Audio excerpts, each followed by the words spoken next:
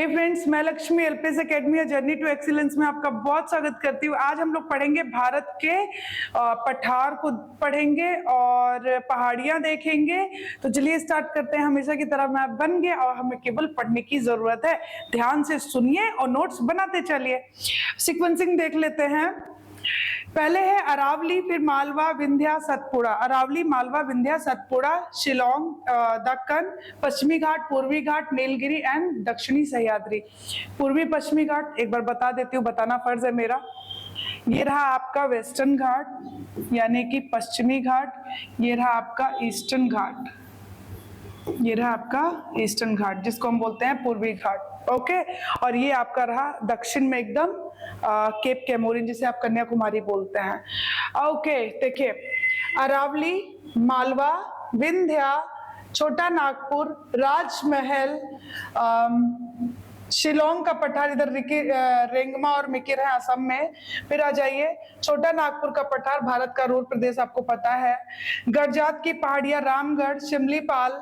फिर आ जाइए दंडकारण्य, और दंडकारण्य पठार जो उसी के अंतर्गत ही आपका आ जाता है बस्तर का पठार जो तीन भंडार के लिए छत्तीसगढ़ में एकमात्र है ना। फिर नल्ला मल्ला, वेलीकोंडा, जावदी, शेवराय, पंचमलई। फिर दक्षिणतम ये है केप कैमोरिन कन्याकुमारी। फिर आइए अनाई मुड़ी, डोडा बेटा, ब्रह्मगिरी, महाबलेश्वर, कालसूबाई। फिर आ जाइए सतपुड़ा, और फिर आ जाइए ये रही आपकी विंध्या रेंज। फिर आ जाइए गिर, मांडो और वारदा। ये तीनों कहाँ पे हैं? गुजरात में है। ओके, तो हम एक एक करके पढ़ेंगे और मैप को देखते चलेंगे। तो चलिए स्टार्ट करते हैं। बहुत ही ज्यादा इंपॉर्टेंट है। ओके, सबसे पहले आते हैं अरावली श्रेणी। जब भी अरावली श्रेणी का नाम आता है तो आपके दिमाग में आता है प्राचीनतम मोलित पर्वत में इसका भी नाम आता है अरावली का। ठीक है, तीन राज्यों में एक तो दिल्ली तक फैला हुआ है, गुजरात से दिल्ली तक, गुजरात से दिल्ली तक फैला हुआ है। सबसे ज्यादा विस्तार जो है, सबसे ज्यादा जो चौड़ाई लंबाई है वो राजस्थान में है। राजस्थान में इसे जरगा के नाम से जानते हैं, और दिल्ली में दिल्ली रेस तक इसका फैलाव है। ओके, विस्तार है। तो चलिए देखते हैं। प्रायद्वीपीय भारत के उत्तर पश्चिम सिरे पर प्रायद्वीपीय पठार का प्राचीनतम भूखंड, विश्व के प्राचीनतम श्रेणियों में से एक। विस्तार इसका बात करें तो गुजरात के पालमपुर से लेकर दिल्ली रेंज तक है। अधिकतर अगर बात करें, अगर बोले जाए कि अधिकतर इसका विस्तार कहाँ पे है, तो राजस्थान, चौड़ाई और लंबाई दोनों की बात कर रही हूँ। यहाँ पे इसे क्या बोलते हैं? जरगा बोलते हैं। राजस्थान दक्षिणी भाग में इसे जरगा कहते हैं। ओके, तो अधिकतर विस्तार राजस्थान में है, और राजस्थान का जो साउथ वाला एरिया वहां पे इसे जरगा नाम से जानते हैं। दक्षिण के उत्तर की ओर चौड़ाई और लंबाई, अब दक्षिण से उत्तर की ओर जब जाएंगे तो क्या होगा? चौड़ाई और लंबाई दोनों में कमी आती जाती है। ठीक है, और दक्षिण में इसकी चौड़ाई लंबाई अधिक है। सर्वाधिक चौड़ाई सिरोही। अब ये सिरोही जिला है ना, सिरोही जिले में ही है आपका माउंट आबू, और माउंट आबू में ही इसका हाईएस्ट पीक है गुरु शिखर, है ना। 17-22 मीटर लिखा भी है। तो Sirohi, mount Abu, highest peak है आपका गुरु शिखर 17-22 मीटर, है ना। और यहाँ पे एक जैन मंदिर भी है, दिलवारा का जैन मंदिर, है ना। चलिए, इस श्रेणी के पश्चिम से पूर्व पार करने वाली एकमात्र नदी बनास है। अब इसको भी देख लेते हैं कि ये जो अरावली रेंज है इसके पश्चिम से पूर्व, वेस्ट टू ईस्ट पार करने वाली एकमात्र नदी बनास है। वो नदियों में पढ़ेंगे, यहाँ हम नदियों को नहीं पढ़ रहे, लेकिन बताना थोड़ा दिमाग में रहना चाहिए, जो कि चंबल में मिल जाती है। तो बनास चंबल की सहायक नदी, आपको अच्छी तरीके से पता है। चंबल किसकी सहायक है? यमुना। और यमुना किसकी सहायक है? एकमात्र हिमालयी नदी जो गंगा के दाहिने तरफ आके मिलती है, क्योंकि दाहिने तरफ जो नदियां मिलती हैं वो प्रायद्वीपीय भारत की नदियां होती हैं। ओके, चंबल की सहायक है और चंबल यमुना की सहायक है। और आपको अच्छी तरीके से पता है कि श्रेणी के बीचों बीच में लूनी नदी भी निकलती है। अब लूनी नदी क्या है? लूनी नदी ऐसी नदी है जो किसी भी समुद्र को नहीं, मतलब समुद्र में जाकर नहीं मिलती है, ये गुजरात के कच्छ के रण में विलीन हो जाती है। ठीक है, तो लूनी नदी बीचों बीच से निकलती है और पश्चिम और बहती हुई राजस्थान को पार करके गुजरात के कच्छ के रण में विलीन हो जाती है। तो थोड़ा सा अरावली को अब हम देखते हैं। हमने तो इसके बारे में फैक्ट को पढ़ ही लिया। ये रहा आपका अरावली। गुजरात में पालमपुर से लेकर ये रहा गुरु शिखर, जो कि राजस्थान में सबसे ज्यादा लंबाई और चौड़ाई राजस्थान में ही है। दक्षिण में उत्तर की ओर कम होता जाता है। आगे बढ़िए, दिल्ली रेंज तक इसका है। नॉर्थ ईस्ट में दिल्ली तक, उत्तर पूर्व में दिल्ली तक ये फैली हुई है। ये बात समझ में आ गई। चलिए अब हम आगे बढ़ जाए ना। ओके, देखिए अब आता है मालवा। तो अरावली के बाद आया मालवा, सीक्वेंसिंग जरूर याद रखिएगा। अरावली के बाद आता है मालवा। मालवा पठार की अगर हम बात करते हैं, इसका निर्माण ज्वालामुखी उद्गार से हुआ। जब भी ज्वालामुखी क्रिया से होता है तो कहने का मतलब यह है कि अंदर का जो मैग्मा होता है वो बाहर आता है, जो कि लावा कहलाता है ना। तो जब वो ठंडा होगा तो ऑब्वियसली उससे बनेगा ही। तो ये पठार का निर्माण हुआ है। तो इसकी कौन सी चट्टाने हैं यहाँ पे? बेसाल्ट चट्टाने हैं। मिट्टी कौन सी पाई जाएगी? लावा मिट्टी बोल लीजिए, काली मिट्टी बोल लीजिए, रेगुर मिट्टी बोल लीजिए, है ना, स्वतः जुताई वाली मिट्टी बोल लीजिए, एक ही बात है। तो काली मिट्टी, कपासी मिट्टी, रेगुर, स्वतः जुताई वाली मिट्टी, इसको हम बोल सकते हैं। तो मालवा पठार की अगर बात करें, इसका जो ढाल है गंगा घाटी की ओर, गंगा घाटी की तरफ नॉर्थ की तरफ है, उत्तर की ओर है। तो यहाँ से जिन नदियों का उद्गम होता है तो वो किधर जाएंगी? ऑब्वियस सी बात है, वो उत्तर की तरफ जाएंगी। जैसे नर्मदा नदी है और तापी नदी है, उसका जो ढाल है किधर है? पश्चिम की तरफ है, इसीलिए वो पश्चिम की ओर बहती हैं। अधिकतर नदियां किधर बहती हैं? पूर्व की ओर बहती हैं। समझ में आया? तो उत्तर की ओर प्रवाहित होती है, जिससे काली हो गई, सिंध हो गई, बेतवा हो गई, केन हो गई, है ना। और काली, सिंध, बेतवा, केन, ये यमुना की सहायक नदियां हैं और ये सब उत्तर की ओर प्रवाहित होती हैं। तो एक बार हम लोग मालवा के पठार का भी लोकेशन देख लेते हैं। ये रहा आपका मालवा का पठार। इसका ढलान किधर की तरफ है? उत्तर की ओर है। और यहाँ से निकलने वाली नदियां यमुना की जो सहायक है वो जो है उत्तर की ओर बहती हैं। एक चीज और याद रखिए, ये यमुना की सहायक है। और यमुना किसकी सहायक है? यमुना सहायक है गंगा की, जो कि प्रयाग में जाके गंगा से मिलती है ना। तो आपको याद होगा सिंधु नदी की अगर मैं बात करूं, सिंधु नदी की जो सतलज नदी है ना, जो काम वो कर रही है वही गंगा के लिए यमुना कर रही है। कहने का मतलब है इन सारी नदियों का जल लेती है, अपने समाहित करती है और जाके फिर गंगा से मिल जाती है। उसी तरीके से सतलज क्या करती है? झेलम, चेनाब, रावी, व्यास, इन सब का जल इकट्ठा करती है और फिर मिठानकोट में जाकर पाकिस्तान के यमुना से, सिंधु से मिल जाती है। यहाँ पे है ना जगह है। तो ये रहा आपका मालवा पठार। हमने अरावली देख लिया, हमने मालवा देख लिया। मालवा का ढलान किधर है? गंगा घाटी की तरफ है। ये बात समझ में आ गई ना? ओके, तो हमने क्या देखा? काली, सिंध, बेतवा, केन, जो कि यमुना की सहायक है, वो उत्तर की ओर प्रवाहित होती हैं, यानी गंगा घाटी की ओर। चंबल और इसकी सहायक नदियों ने क्या किया? अब इसकी सहायक नदियां, चंबल नदी जो है, जो कि यमुना की सहायक है। एक चीज और बताती हूँ चंबल के बारे में। यमुना से चंबल कहाँ पे जाके मिलती है? इटावा में मिलती है, ये भी याद रखिएगा, ठीक है। तो चंबल और इसकी सहायक नदियों ने पठार को, अब जब भी नदियां क्या करती है? अपर्दन करती है ना, कटाव करती हैं। अपर्दन और निक्षेपण क्या होता है? अपर्दन मतलब कटाव करना, निक्षेपण मतलब उसको बहा के ले जाती है, कहीं पाटती रहती हैं, है ना, और उससे एक आकार बन जाता है। जैसे डेल्टा निक्षेपण का ही एक उदाहरण है। ओके, तो अब पठार का अपर्दन, जिसमें नालियों का निर्माण हो गया है, और इसीलिए अवनालिका अपर्दन का उदाहरण किसे बोलते हैं? जो कि चंबल और ऊंची नदियों ने कर रखा है मालवा पठार को। इंपॉर्टेंट है, अवनालिका अपर्दन का उदाहरण है, याद रखिएगा, ठीक है, बहुत ही ज्यादा इंपॉर्टेंट है ये। तो चंबल और इसकी सहायक नदियों द्वारा ही उसे अपर्दित कर दिया गया है मालवा के पठार को। ओके, अब नेक्स्ट देखते हैं। हमने देखा अरावली, हमने देखा मालवा, अब हम चलते हैं विंध्या की तरफ। विंध्या की बात करते हैं तो मालवा पठार, उत्तर में मालवा है, दक्षिण में कौन होगा? विंध्या होगा, है ना। विंध्या के नीचे नर्मदा ब्रंश, फिर आ जाता है सतपुड़ा, फिर आता है तापी ब्रंश। तो विंध्या की अगर हम बात करते हैं, विंध्या श्रेणी, अधिकतर विस्तार इसका मध्य प्रदेश में है, पहली बात। दूसरी बात यह है कि यहाँ से प्रारंभ होकर नर्मदा ब्रंश के पश्चिम से पूर्व की ओर फैली हुई है। तो स्टार्ट होती है एमपी से, और नर्मदा ब्रंश के पश्चिम से पूर्व इसका फैलाव है। तो इसके लोकेशन को भी हम देखेंगे, पहले पढ़ लेते हैं इसे। पूर्व में इसे, जब ये पूर्व की तरफ चलती है, पूर्व की तरफ, मेरे हैंड को देखिए, हमने मैप बनाया है, तो पूर्व की ओर, इधर पूर्व है, इधर पश्चिम है, ये उत्तर है, ये दक्षिण है। पूर्व की तरफ जब ये चलती है तो इसे भारनेर, कैमूर और पारसनाथ पहाड़ियों के नाम से जाना जाता है। पारसनाथ कहाँ पे? झारखंड में। तो आप समझो कि झारखंड तक फैली हुई है, अर्थात तीनों विंध्या श्रेणी का ही पूर्व में विस्तार है। इंपॉर्टेंट, ये कई बार पूछता है, हम दिमाग में हमेशा सतपुड़ा और विंध्या को लेके हम परेशान रहते हैं। तो विंध्या का ही भारनेर, कैमूर और पारसनाथ पश्चिम से पूर्व की तरफ विस्तार है। ये तीनों किसका है? विंध्या रेंज, है ना, झारखंड तक फैली हुई है। सबसे लास्ट में झारखंड में कौन सी है? पारसनाथ है। दिमाग में रखिएगा, भारनेर, कैमूर और पारसनाथ, इंपॉर्टेंट।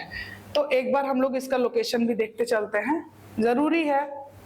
ओके, ये रही आपकी विंध्या रेंज। ओके, चलिए आगे बढ़ते हैं।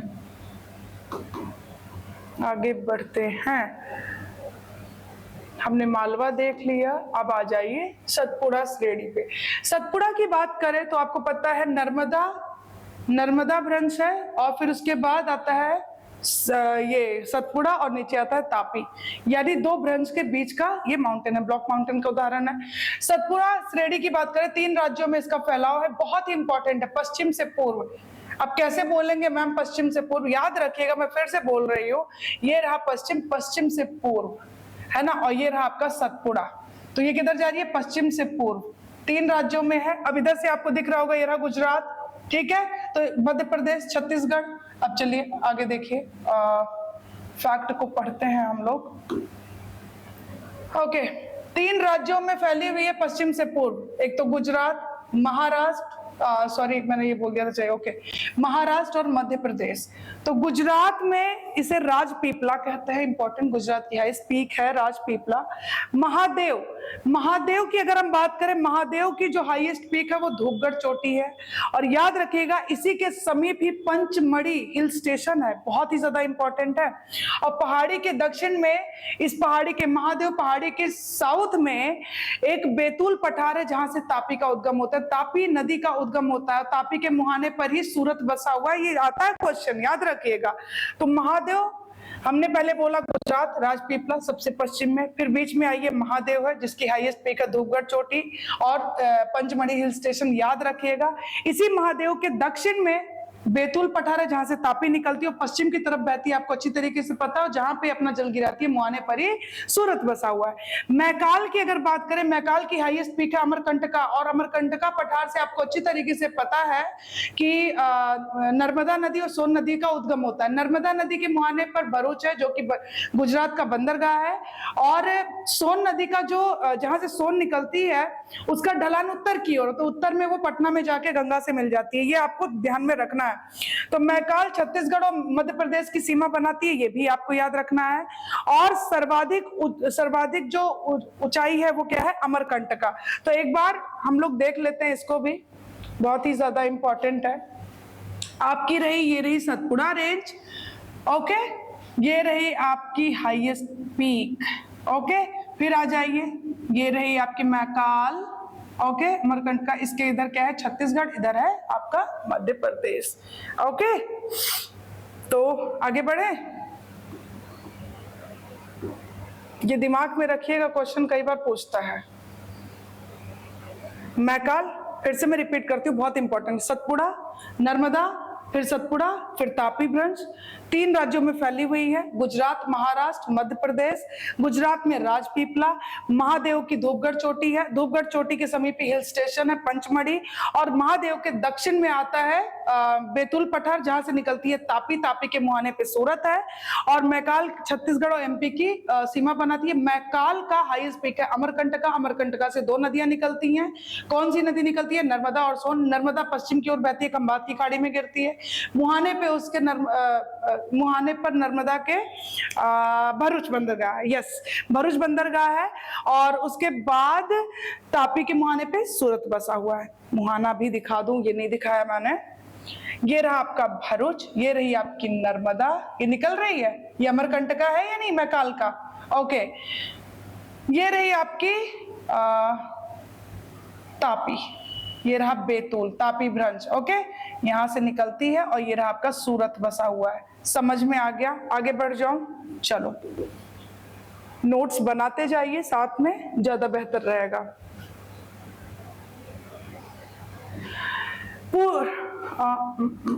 ओके, अमरकंटका पठार से 2 नदियां, वही चीजें जो मैंने बोली है वही लिख रखा है। उद्गम होता है नर्मदा, मुहाने पर क्या है, गुजरात का एक बंदरगाह है, भरूच है, खंबात की खाड़ी में अपना जल गिराती है। सोन नदी की बात करूं, ये उत्तर की ओर बहती है, और पटना में, कहां पे, पटना में, जो कि बिहार की राजधानी है, गंगा से मिल जाती है। किससे मिलती है, गंगा से मिल जाती है। तो सोन और नर्मदा अमरकंटक से निकलती हैं, ओके।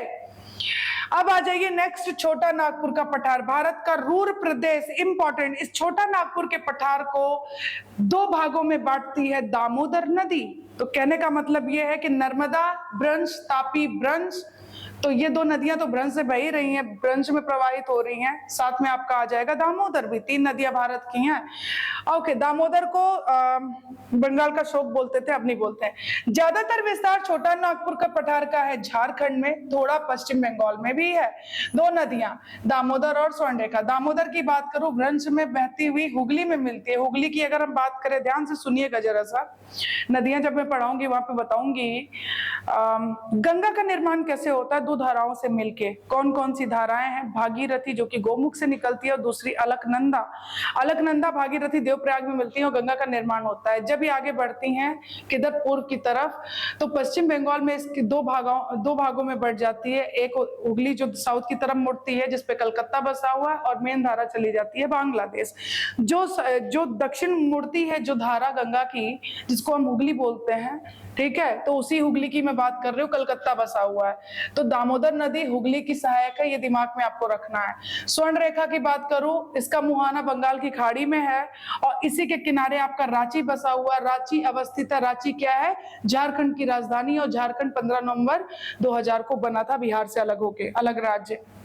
नर्मदा, तापी और दामोदर भ्रंश घाटी में प्रवाहित होने वाली 3 नदियां हैं। अब ये बना रखा है मैंने हजारीबाग, प्लेट्यू, और बीच से मैंने ये नर्मदा को निकाल दिया, तो 2 भागों में बट गया। यानी छोटा नागपुर के पठार का जो ऊपरी हिस्सा है उसको हम हजारीबाग बोलते हैं, और नीचे को क्या बोलते हैं? रांची पठार। तो इस छोटा नागपुर के पठार को 2 भागों में किसने बांट दिया है? दामोदर नदी ने बांट दिया है। क्लियर या नहीं? नहीं हुआ है तो फिर बहुत गलत बात है।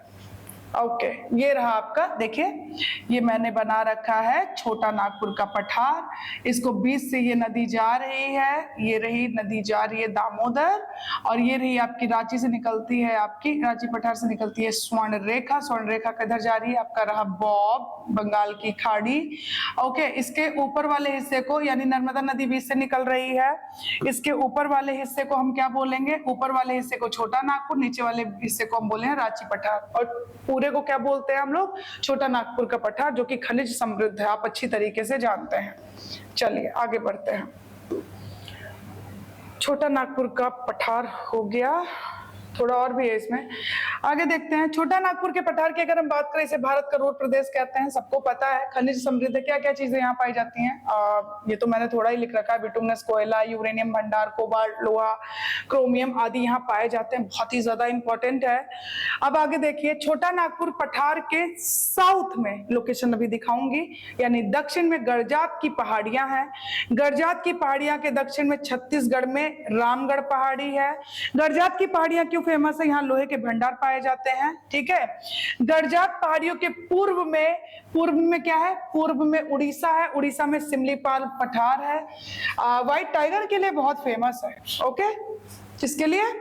तो ये रहा आपका छोटा नागपुर का पठार। साउथ में आ गया आपका गड़जात, पश्चिम में आ गया रामगढ़, और इधर आ गया सिमलीपाल पूर्व में। सिमलीपाल जो है वो उड़ीसा में है, और वहां पे व्हाइट टाइगर के लिए फेमस है। गड़जात में मैंने क्या बोला? लोह भंडार के लिए फेमस है। ओके, और रामगढ़ पहाड़ियां कहाँ पे है? छत्तीसगढ़ में। याद रखना ये चीज, लोकेशन दिखा भी रही हूं मैं।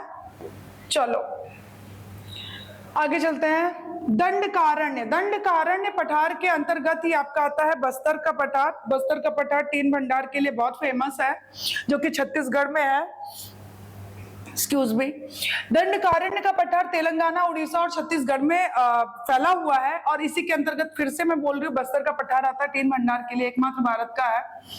छत्तीसगढ़ में महानदी बेसिन आपको अच्छी तरीके से पता है, और महानदी बेसिन उसका आकार थाले जैसा है, ठीक है, इस टाइप का है, और इसके चारों तरफ पहाड़ियों से घिरा हुआ है, और एक मैदान है ये। और ये जो मैदान है ना, बहुत फर्टाइल है, बहुत ज्यादा उपजाऊ है, और यहाँ पे वर्षा भी ठीक ठाक होती है। तो इसीलिए यहाँ पे देखिए पानी की जरूरत बहुत ज्यादा होती है चावल की खेती के, धान की खेती के लिए। तो धान की खेती के लिए पानी की जरूरत होती है, और पानी यहाँ पर्याप्त मात्रा में है, तो इसीलिए इसे धान का कटोरा भी कहते हैं, जैसे क्यूबा को चीनी का कटोरा कहते हैं, है ना। ओके, तो धान का कटोरा कहते हैं इसे महानदी बेसिन, ठीक है। उपजाऊ है ये, और धान की खेती बहुत होती है यहाँ पे। धान किसका फसल है? राबी या खारिफ? आप लोग मुझे बताओगे। चलो इसका एक बार लोकेशन देख लेते हैं। दंडकारण्य, ये रहा आपका दंडकारण्य का पठार, इसी के अंतर्गत व्हाइट कलर से बीच में, मैंने येलो के बीच में व्हाइट कलर से कर दिया है, बस्तर का पठार जो कि छत्तीसगढ़ में है, टीन भंडार एकमात्र जगह है जो। ओके, इतनी बात समझ में आ गई। चलिए आगे बढ़ जाइए।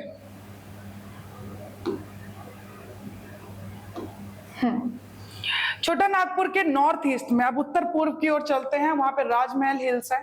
राजमहल हिल्स है, एक ही साथ दिखा देती हूँ शिलोंग पठार को भी, फिर इस पे आते हैं। देखिए बार बार देखिए, ये रहा आपका राजमहल हिल्स, ओके, ये रहा आपका शिलोंग पठार, ये रही आपकी रेंगमा, ये रही आपकी मिकिर।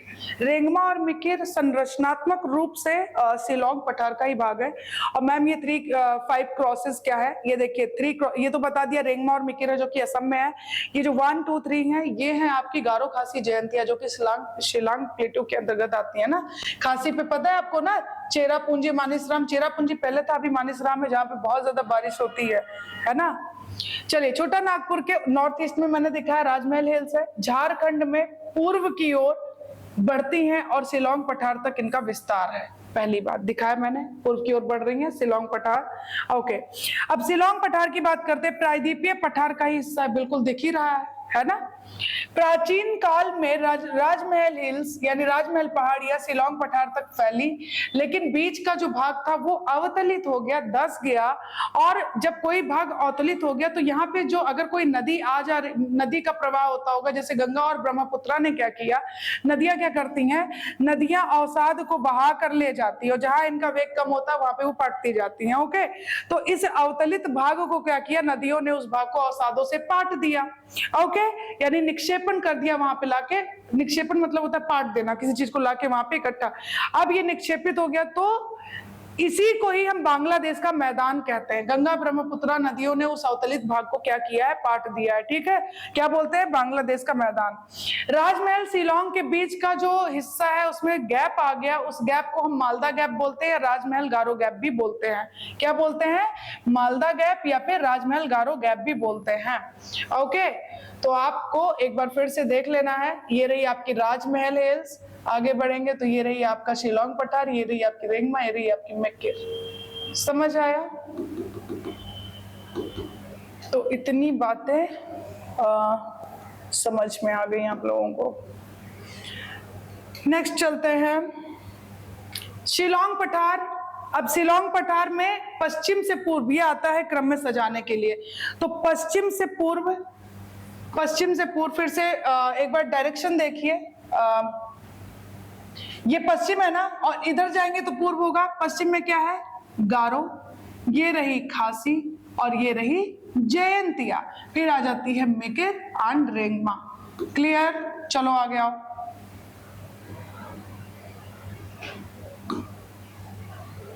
वेस्ट टू ईस्ट, गारो खासी जयंतिया। गारो की जो हाईएस्ट पीक है वो कौन सी है, नोकरेक है। कौन सी है, नोकरेक है।